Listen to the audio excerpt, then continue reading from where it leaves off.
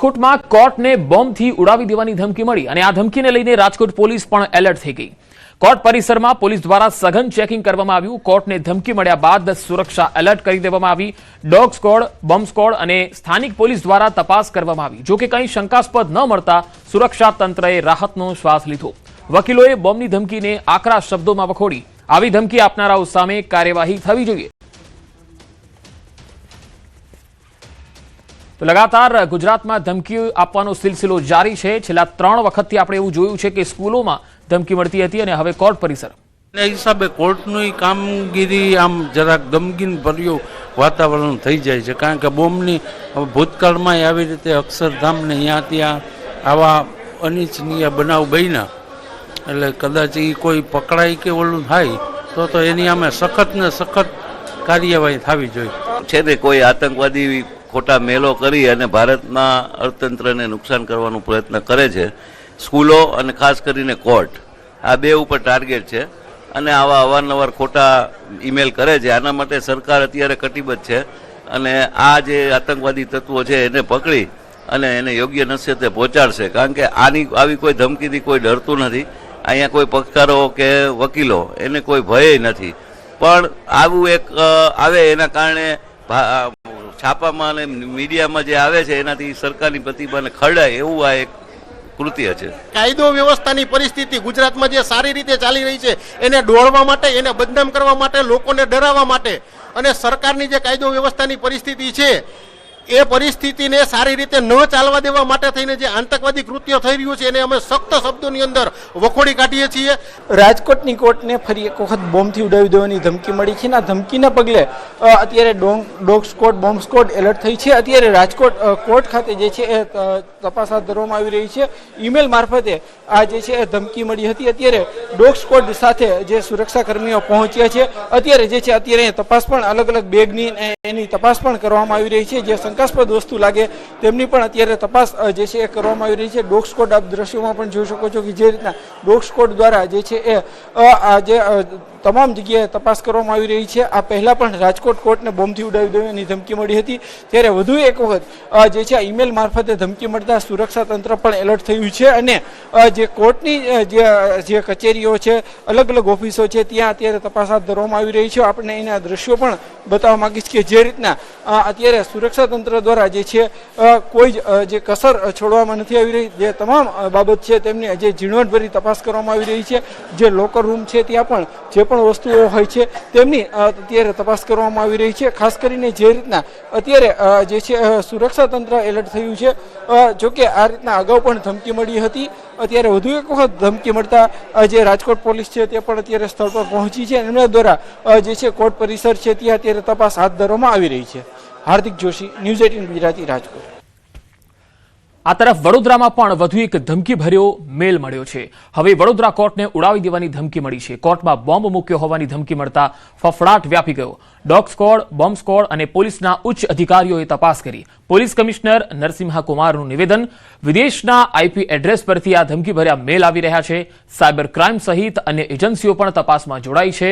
ગઈકાલે સાંજે કારેલીબાગની bright day સ્કૂલને ધમકી ભર્યો મેલ મળ્યો હતો, જેનું આઈપી એડ્રેસ વડોદરાનું હતું। એક બાળકે પ્રેન્ક કરવા માટે શાળામાં ધમકી ભર્યો મેલ કર્યો હોવાનું તપાસમાં ખુલ્યું। પરીક્ષા રદ થાય તે માટે મેલ કર્યો હતો અને આ સિવાય દેશની નેશનલ બોર્ડર બહારથી જ ઈમેલ આવે છે। અત્યાર સુધી કોઈપણ સ્થળેથી વાંધાજનક ચીજવસ્તુ નથી મળી।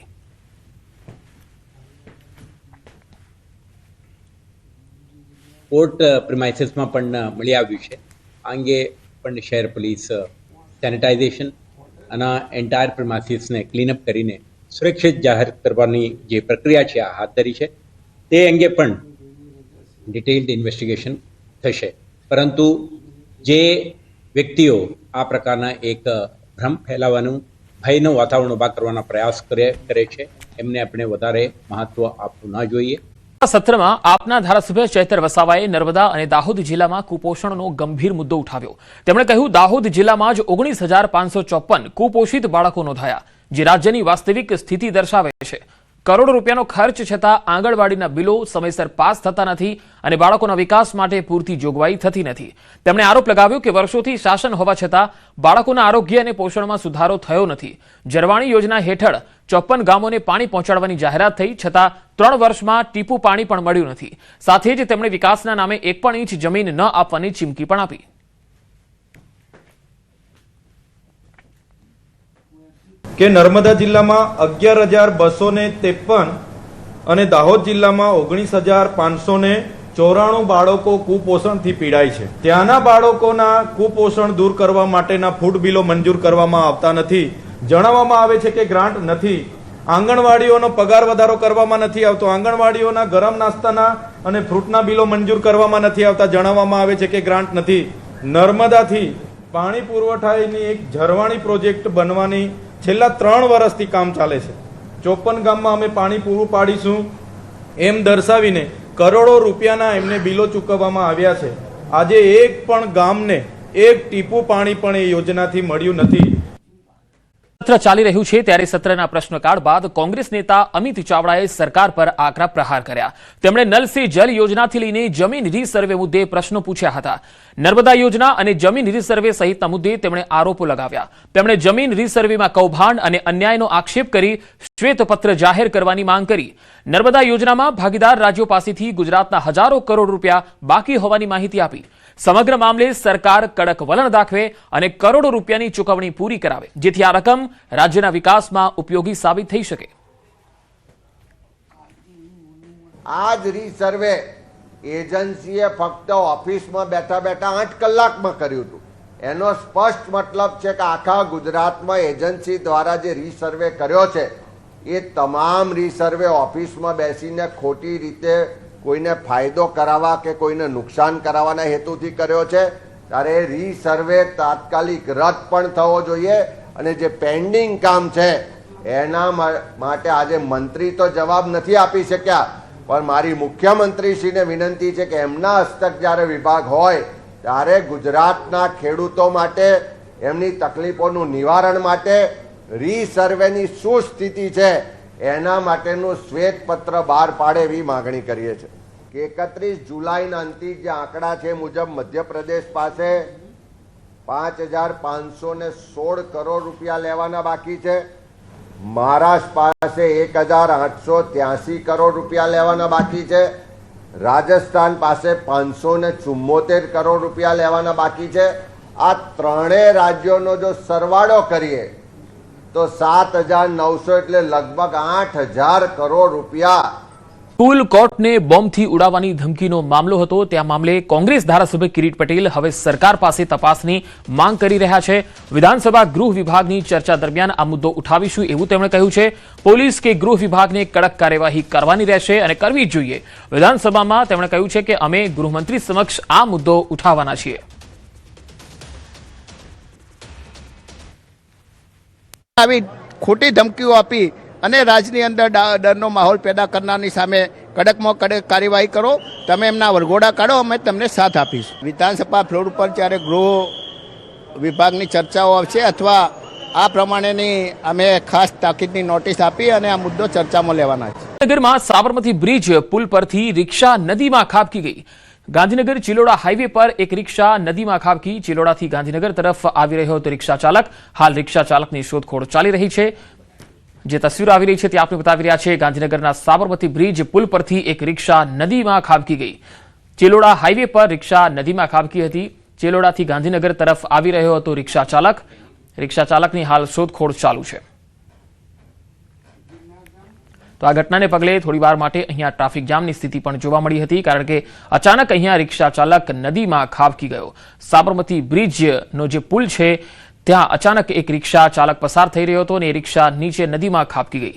હાલ તેની શોધખોળ ચાલી રહી છે. ફાયર બ્રિગેડની ટીમ અહીંયા આવી પહોંચી છે અને સ્થાનિક તરવૈયાઓની મદદથી રિક્ષાને તો બહાર કાઢી લેવાઈ છે. રિક્ષા ચાલકની શોધખોળ ચાલુ છે. એન્ટી નાર્કોટિક્સ ટાસ્ક ફોર્સે એમડી ડ્રગ્સ ઝડપી પાડ્યું છે. રાયપુર દરવાજા પાસેથી 30.60 ગ્રામ એમડી ડ્રગ્સ પકડાયું છે. ફૈઝલ ઉર્ફે ફૈઝુ દલ્લાવાલાની ધરપકડ કરાઈ છે. સપ્લાયર ડ્રગ્સ વેચે તે પહેલા તેને પકડી લેવાયો છે. ફૈઝાન અને મહેરબાનસિંહ ફરાર છે. ખાડિયા પોલીસ મથકે ગુનો દાખલ થયો છે. આ ડ્રગ્સ સપ્લાય અંગે વધુ તપાસ ચાલી રહી છે.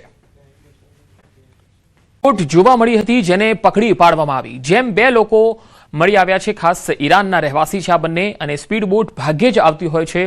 203 પેકેટ મળ્યા છે. સફેદ કલરનો પાવડર છે. FSLમાં મોકલવાની કામગીરી ચાલી રહી છે. બંને પાસેથી ફોન પણ મળી આવ્યા છે, જેમાંથી ઘણી હકીકત સામે આવશે.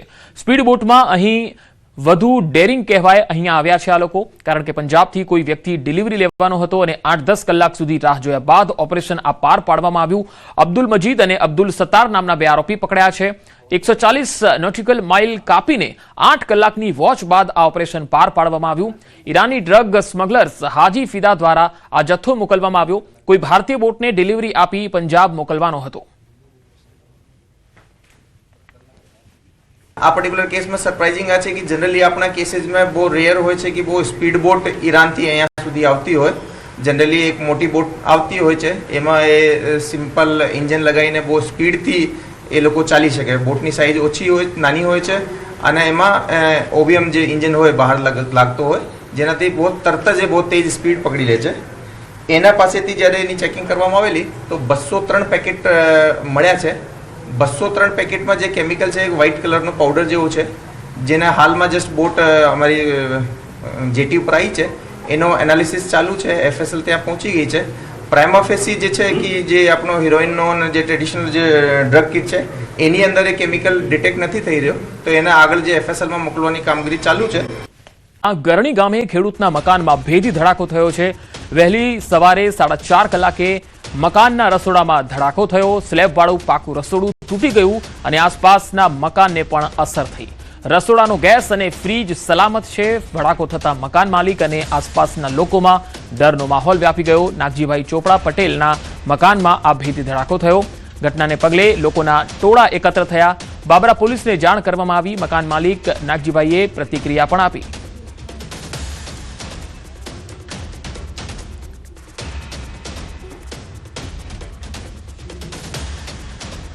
અમે 4 વાગે સૂતા હતા, 4:20 મિનિટે ત્યાં ધડાકો થયો. તે બહાર નહીં રહ્યા, ત્યાં બધું મીડિયું પડવા રસોડાનો ભાગ બધો. બહારના માણસો મળ્યા આવવા, હું ભડાકો થયો એમ કરી પાડોશી બધા આવવા મળ્યા. ગેસને જગતો હતો, ગેસ જગતો ધીરે ધીરે. હા, બસ એટલો જોયું, બીજું કાંઈ જાણ બીજું કાંઈ જાણ નથી. તો છોકરાને જાણ કરી.